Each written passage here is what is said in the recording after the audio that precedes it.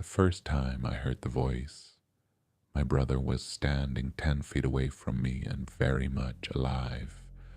We were inside an abandoned ranger station at the base of Black Hollow Mountain, shaking the cold off before starting the hike to the fire lookout tower at the summit. And if I close my eyes now, I can still see every detail of that room with the kind of precision that only comes from terror. The cracked front window rattling in the wind. The old cork board on the wall with a faded trail map curling away at the corners. A rusted stove in the corner filled with old ash. A metal desk with one leg bent inward. And the emergency radio sitting on a shelf beside the door, so coated in dust, it looked less like a machine and more like a fossil of one. Daniel was tightening the strap on his pack while I knelt near the doorway, retying one of my boots, already telling him that if the fog got any thicker, we should consider turning back before we even started. He laughed and said I had reached a spiritual age usually reserved for men who complain about weather fronts and watch the local news by choice.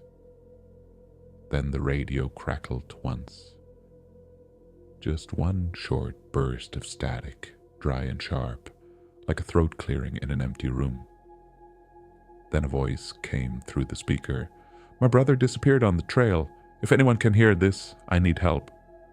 Every muscle in my body locked. The lace burned across my fingers because I had stopped pulling so suddenly.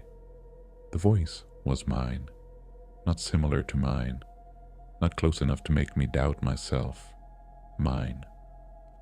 Same tone, same pacing, same roughness at the back of the throat I get when I'm cold and trying not to sound afraid. I slowly turned toward the shelf. The red power light on the radio flickered once and then went dark again. Daniel looked over at me and frowned. "What?" he asked. I pointed at the radio. "Did you hear that?" He glanced toward it and then back at me. "Hear what?" "The radio just said something." Daniel walked over and tapped the casing with 2 fingers, stirring a puff of dust. "The thing hasn't worked in years. It used my voice." He smiled at first, but only for a second. Then I saw the smile drop as he registered that I wasn't joking. "Interference," he said, though his voice was less confident than the word. "Crossed frequency." "No," I stood up. It sounded exactly like me. He looked at me, then at the radio, then toward the window, where the fog outside pressed against the glass like breath. "You want to call it off already?" he asked. "I didn't say that." "You were about to." I was about to say, hearing my own voice begging for help on a dead radio is not a great sign. He smirked faintly. "Good thing we didn't come for a great sign." That was the reason we were there in the first place. Black Hollow Mountain had a story attached to it. The kind locals always half laughed about before telling you not to go up there late in the season. According to the story, the emergency radio in the old fire lookout tower sometimes played distress calls from hikers before they disappeared. Not after, before. The voice would say someone was missing on the trail, usually a companion, usually in a tone just calm enough to be terrifying, and then whoever heard it would go looking. By morning, one of them would be gone. Sometimes both. Daniel found the story online 3 nights earlier and sent it to me with a message that simply said, "We should absolutely do this." Saying no to Daniel had never been simple. He was 3 years younger than me, but had somehow always moved through life like the older one, or at least the one less interested in permission. He climbed first, jumped first, decided first. When we were kids, he was the one leaping off quarry rocks into freezing water while I checked for depth and sharp stones. After our father died, that difference between us only got more extreme. Daniel started acting like fear was for people who still believed bad things only happened once. I started feeling responsible for making sure he came back from every stupid decision he made after that. So I grabbed my pack, took one last look at the silent radio, and followed him out into the fog. The trail began behind the ranger station and disappeared almost immediately into dense pine forest. The fog hung low between the trees, pale and slow-moving, swallowing distance in every direction. For the first 20 minutes, we barely spoke. Daniel moved with his usual easy pace. Like hiking uphill through cold wind was just another thing his body happened to be better at than mine. I kept replaying the voice in my head, not just the words, but the tone. It hadn't sounded dramatic. It hadn't sounded like a prank. It had sounded exhausted, like someone who already knew asking for help might not matter. Daniel glanced back at me once and said, "So, what exactly did Ghost you say?" "I'm not doing this," I said. "Come on." "No." "Humor me," I sighed. "He said my brother disappeared on the trail, and he needed help." Daniel whistled softly. "That's specific."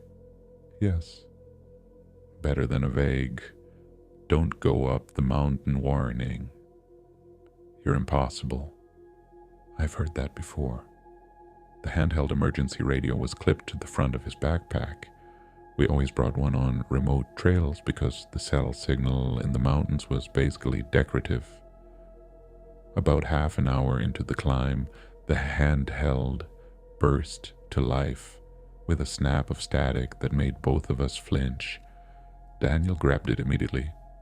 The display showed no bars, no clear channel, just a blinking line. Then a voice came through the speaker. "Help! I'm near the tower." Daniel slowly turned toward me, because the voice on the radio was his. Same tone, same breathe in, same little drag on the word tower. It sounded like Daniel had walked 20 feet off the trail into the fog and was calling back to me from somewhere I couldn't see. He switched the radio off so fast, his thumb slipped on the button. For several seconds, neither of us said anything. Then he looked into the fog and muttered, "Okay." "Yeah," I said, "okay? That's weird. That is extremely weird." He clipped the radio back onto his pack, but I noticed his hand was shaking slightly now. We kept walking. 10 minutes later, I stopped for reasons I couldn't explain and turned back down the trail. Daniel noticed and stopped too. "What?" he asked. I pointed to the mud. The ground was soft with the old rain and clearly showed our footprints. Except it didn't show his, only mine. One set of tracks led up the trail from the ranger station. Mine. Daniel stepped closer and crouched as if his footprints might become visible from a better angle. They didn't. Then from somewhere behind us in the fog, we heard a slow footstep. Then another. Not ours, not echoing ours. Separate, deliberate. We both turned. Nothing. Only the trail disappearing through the trees and the fog pressing low around the trunks. The footsteps stopped. Daniel stood up and forced a laugh that didn't sound much like one. "Maybe the mountain only acknowledges one of us at a time," he said. "That's not comforting." "It's not meant to be." We continued uphill, but something had changed. The mountain no longer felt like a place with a ghost story attached to it. It felt like the story had noticed us. About an hour into the hike, we reached a split marker near the ridge. Something was nailed beneath the sign. Daniel pulled it loose carefully.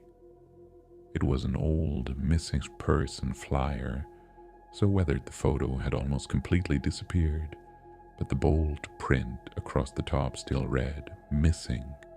Beneath it were the words, "Last seen on Black Hollow Summit Trail."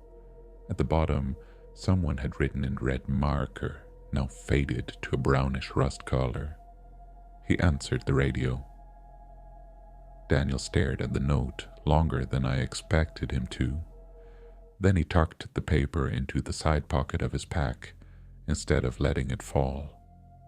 A few minutes later, we found the remains of an old maintenance shack beside the trail, barely more than 3 walls and part of a roof. Daniel wanted water. I wanted a reason to stop moving for a minute. Inside were rusted tools, an overturned lantern, and a metal cabinet lying on its side. When I nudged with my boot, a stack of swollen notebooks slid out from underneath. Ranger logs. Most were ruined by damp, but one opened enough to read. The first pages were routine: weather observations, trail repairs, equipment notes. Then the entries changed. Received distress call from Summit Frequency at 1914. Male caller reported missing companion on upper trail. Search initiated.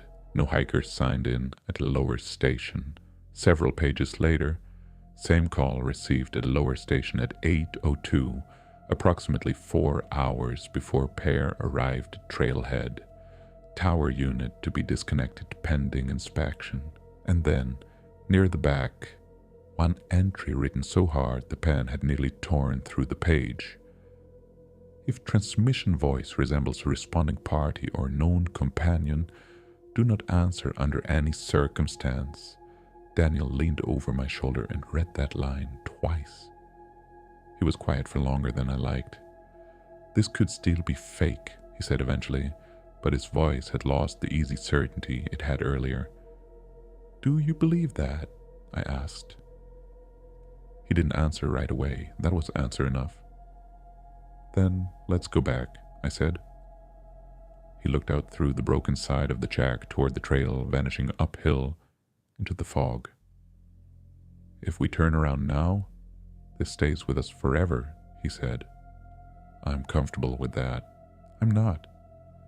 That sounds like something to unpack with a professional not at 4,000 feet.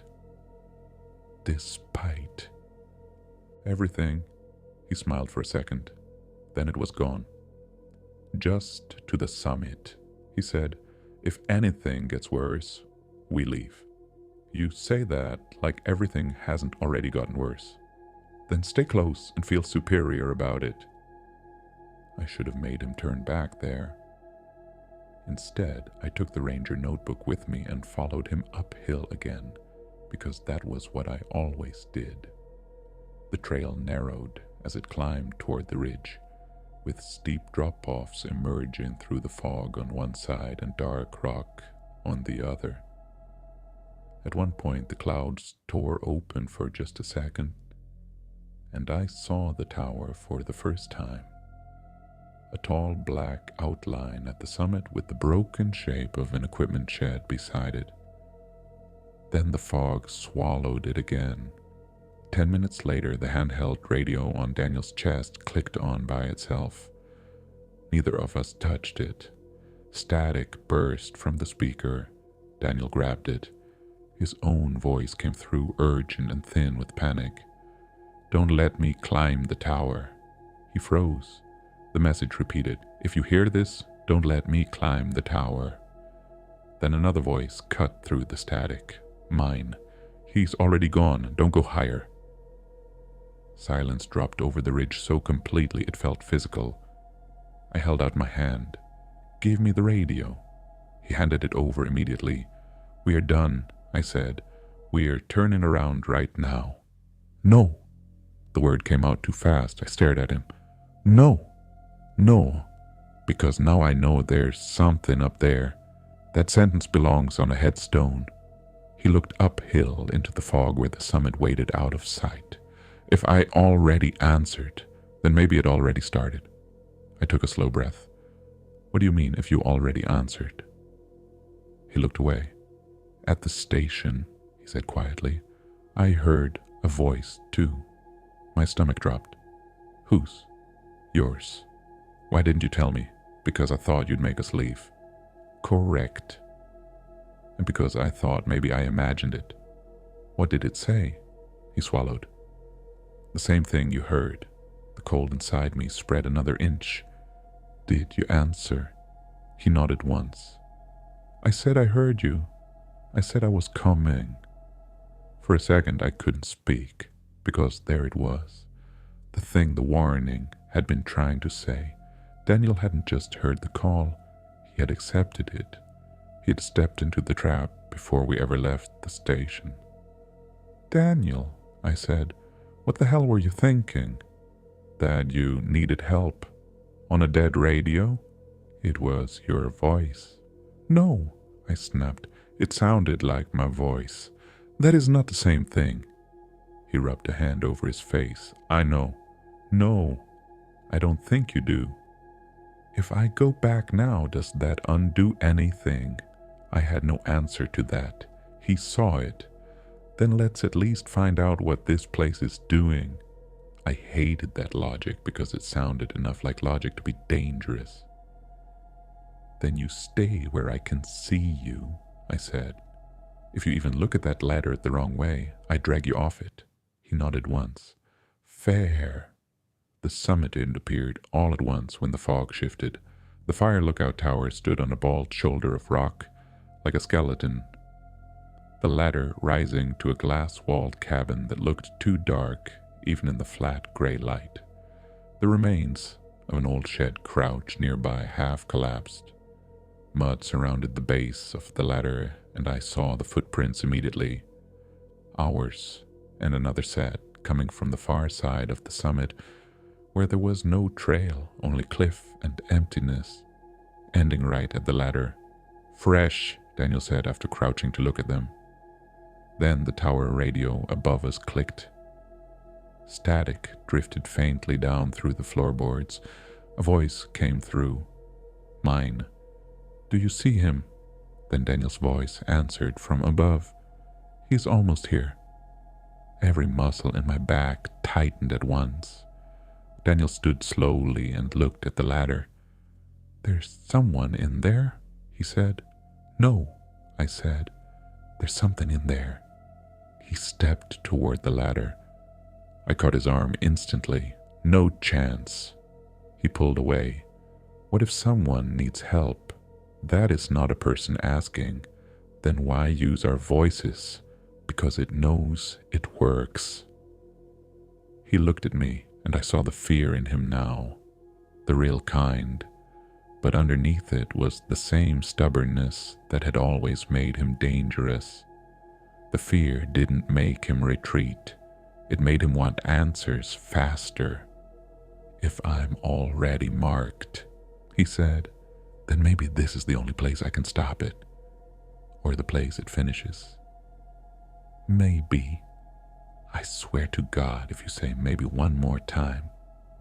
He stepped onto the first ladder rung. I lunged for him, but he was already climbing. "Daniel!" He kept going. He climbed fast, boots ringing against the metal rungs, breathing hard, until he reached the small platform and put a hand on the cabin door. The wind rose around the tower and made the whole structure creak. The door moved inward very slowly, as if something on the other side had been leaning against it and had just stepped away. Daniel looked back down at me for 1 second. In that second, I saw it clearly on his face. He did not want to go in, but he went anyway. He stepped through the doorway. Silence dropped over the summit. Not gradual silence, immediate silence, as if the mountain had swallowed every sound at once. "Daniel," I shouted. "Nothing." I climbed after him, hitting my shin hard against one of the rungs on the way up. By the time I reached the platform, the cabin door was open. The room beyond it was empty. The tower cabin was small enough that my first glance should have seen everything. A metal desk, a narrow cot folded against the wall, shelves lined with rotten manuals and rusted tins, the radio on the desk glowing weakly red, the microphone hanging off its hook, dust everywhere, except for a clear path from the door to the radio. Daniel was gone. I spun in place. There was nowhere to hide. No trap door, no second room, No open window, just glass walls showing the fog packed tight around the summit on all sides. Then I noticed something I will never be able to forget. Reflected faintly in the front window, behind where I was standing, there had been another figure for a fraction of a second. My height, my jacket, my face. By the time I turned, nothing was there. The tower radio clicked on behind me and my own voice came through the speaker. My brother disappeared on the trail. If anyone can hear this, I need help. The exact message from the station. Same voice, same pacing, same exhausted attempt to stay calm. The truth hit me so hard it made me dizzy. The call we heard at the station had not been a warning. It had been a recording from this room, from after Daniel vanished. I reached for the microphone automatically, almost without thinking, and then the speaker burst with static and Daniel's voice came through, faint and trembling. "Don't answer the call." Relief punched through me so hard it hurt. "Daniel, where are you?" "I don't know." "What do you mean you don't know?" "I can hear you, but I can't see the same place." Static chewed through the line, then settled. "The rule is real." "What rule?" "Anyone who answers the distress call becomes the next voice on the radio." I looked at the microphone in my hand, as if it had become something alive. "You said the first voice sounded like me." "It did." "Then why did you answer?" A long pause, then very quietly, "Because I thought you were alone." That sentence got all the way into me, past the fear, past the confusion, because that was Daniel. Reckless, impulsive, impossible Daniel, hearing what he believed was my voice, asking for help and stepping toward it without hesitation.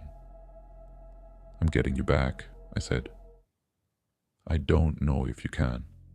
Then I'll learn quickly." He let out a weak breath that might have been a laugh.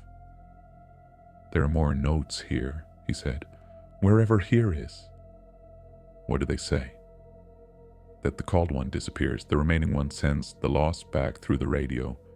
Another person hears it. Another person answers." My grip tightened on the microphone. "Then I don't send anything." Silence. Then, "If you don't, I might stay here." I shut my eyes for 1 second. "That is emotional blackmail." "I know. You're doing it because it works." "I know." Outside the window, something moved below the tower. I looked down.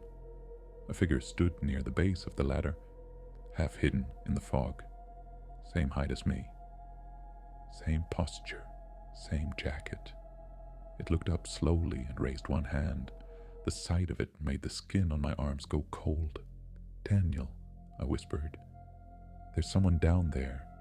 What does it look like?" "Me." His breath caught through the speaker. "Don't go near it." The handheld radio clipped to my shoulder burst with static, and my own voice came through from the speaker. "I found him. Come down." I shut it off so hard the plastic creaked. "It's using me now." "Good," Daniel said. "That means it still needs an answer." "I hate how calm you sound." "I'm not calm." The tower windows rattled as wind hit the glass. Rain began ticking on the roof, soft at first. I searched the cabin while Daniel stayed on the line. In a drawer under the desk, I found more reports. Search records, typed forms, handwritten notes. One report described 2 brothers disappearing 16 years earlier after one heard the other's voice on the summit frequency. Another described a husband answering a call he believed came from his wife. Another simply read, "Subject heard son's voice asking for help from tower. Responded before sign-in, never recovered." At the bottom of a loose handwritten page, someone had written a numbered list in hurried block letters. Rule 1. Never answer the tower radio after sunset. Rule 2.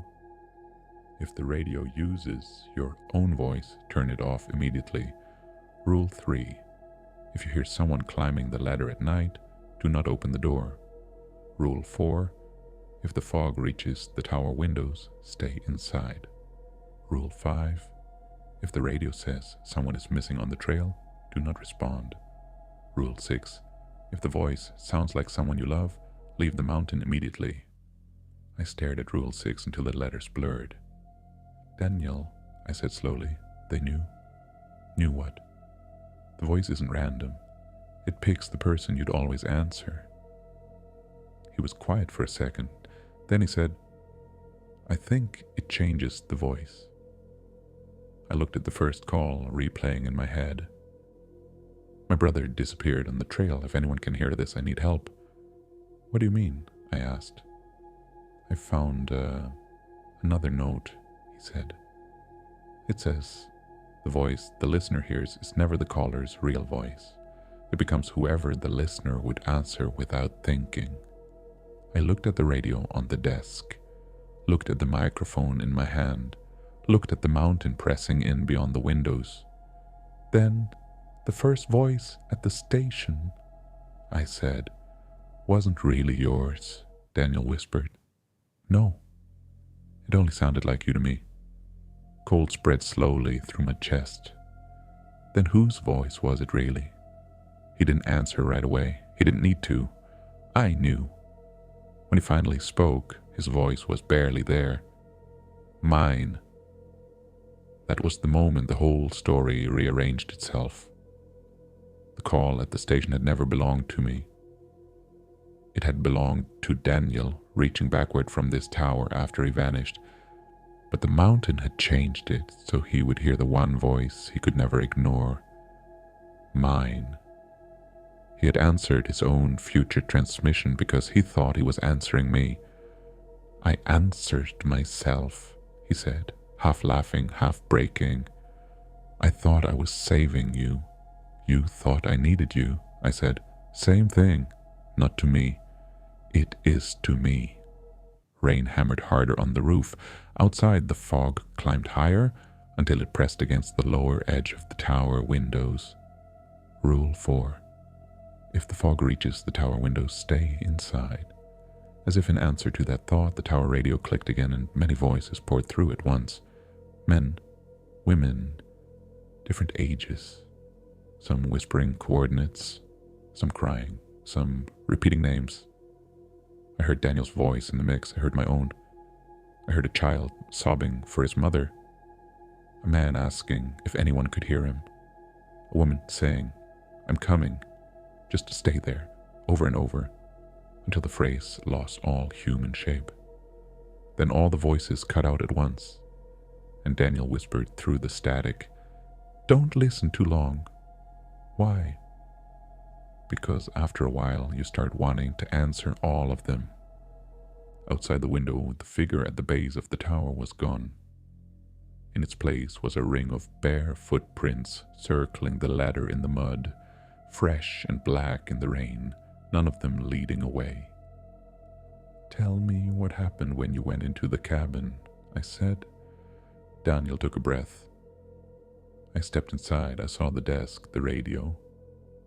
Then I heard you say my name behind me. There's no place behind you in that room. I know. His voice shook. But when I turned, there was another door where the back wall should have been. I felt my stomach drop. There is no other door. I know. Did you open it? I thought you were there. That answer hurt in a way I didn't have time to feel properly. And then I wasn't in the same tower anymore. Where were you? I don't know. It looks like the summit, but older. Or broken.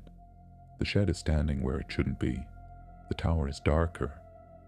And I can hear radios everywhere like the whole mountain is talking. Another gust hit the cabin, hard enough to make the windows shake. Then the tower radio gave a soft click and Daniel's voice came through the speaker from somewhere just outside the door. I'm here, it said. Open up. I stayed absolutely still. Say what you asked me after Dad's funeral, I said. Silence. Rain. Then the voice outside replied, "Please." Wrong. Completely wrong. After the funeral, when everyone else had gone and we were standing in the parking lot in the rain, Daniel had asked me only one thing. Do you think he knew? He had not said, "Please." "You're not him," I said. The voice outside didn't change. "He's alone." The handheld crackled again, and the real Daniel came back on the line, breathless. "Don't open anything. Wasn't planning to." "It keeps trying that." "What keeps trying?" He ignored the question. "Can you still hear the storm?" "Yes." "Good. Then I'm close." "Can you see the trail?" "Sometimes." "Can you move?" "Not far." I sat on the floor beside the desk because my legs felt unsteady. "Listen to me," I said. "I'm going to get you out. I don't know if you can. You always say that right before I prove you wrong." A weak laugh came through the static. "You also usually say that right before something gets worse." "Fair." The mountain waited around us in the sound of rain and the old wood settling. I looked at Rule 5 in the notebook. If the radio says someone is missing on the trail, do not respond. Too late for that. Then at Rule 6 again. If the voice sounds like someone you love, leave the mountain immediately. Too late for that too. Every rule was written for the moment before you understood how impossible obeying it actually was. That was the cruel genius of it. The mountain did not trap strangers. It trapped devotion. It only needed to know which voice would unmake your caution in a single sentence. "If I answer," I said quietly, "I become the next voice." "Yes." "And someone else hears it." "I think so." "Then this keeps going." Silence. Then, "Probably. That is not helpful. It wasn't meant to be." His voice changed then, grew smaller. "I don't want to stay here." That did it. Not the rules. Not the reports, not the logic. That sentence. Because suddenly I could see him at 17 in the cemetery parking lot. Rain on his jacket. Standing next to me after the funeral while everyone else drove away. Finally asking me if I thought Dad had known we loved him. I could see him at 12 waiting outside my room during thunderstorms because he hated sleeping alone when the power went out. I could see him last month across a diner table saying we should do more things together before we got old and boring. The mountain had no right to know any of that. But it didn't need to know it. It only needed to know the shape of the sentence that would always work. I picked up the microphone. "Daniel," I said into the handheld, "if this brings you back, don't stop for anything. Do you understand me?" His breath hitched. "No." "Do you understand me? Please don't. Run." I pressed the transmit key. The second I did, every sound on the mountain seemed to stop. The rain vanished. The wind vanished. The static vanished. It was as if the whole world had leaned in to hear me. And I sang the words exactly as I had heard them at the station. My brother disappeared on the trail. If anyone can hear this, I need help. The red light on the tower radio flared so brightly it painted the cabin walls. My ears popped hard. Then footsteps pounded up the ladder outside. Real footsteps. Human footsteps. The cabin door flew open and Daniel stumbled in, soaked, pale, shaking, but real. I crossed the room before I even knew I was moving and grabbed him with both arms. He held on just as hard. He was warm, solid, alive. For 1 second, neither of us said anything. Then he looked over my shoulder at the radio and whispered, "We have to go." We ran, down the ladder, across the summit, onto the ridge trail while the storm broke fully over the mountain. Rain lashed sideways through the fog. thunder rolled so close it shook the ground beneath our boots. Neither radio said a word on the way down, but we kept glancing at them anyway. Halfway down the ridge, I looked back and saw only one set of footprints trailing behind us in the mud. Mine. I didn't tell Daniel. I just grabbed his arm and pulled him faster. Lower in the forest, we passed the split marker and the maintenance shack. In a flash of lightning, I saw a fresh missing person flyer nailed to the shack door, white and clean despite the weather, with no picture yet and only 3 typed words. Name not recorded. When the lightning faded, the door was bare again. We did not stop. By the time we reached the ranger station, dusk had fully settled across the mountain. The building looked exactly as it had that morning. Same cracked window, same warped floor, same dead radio on the shelf. Daniel stepped toward the car and let out a breath that sounded almost like relief. "Tell me we're done," he said.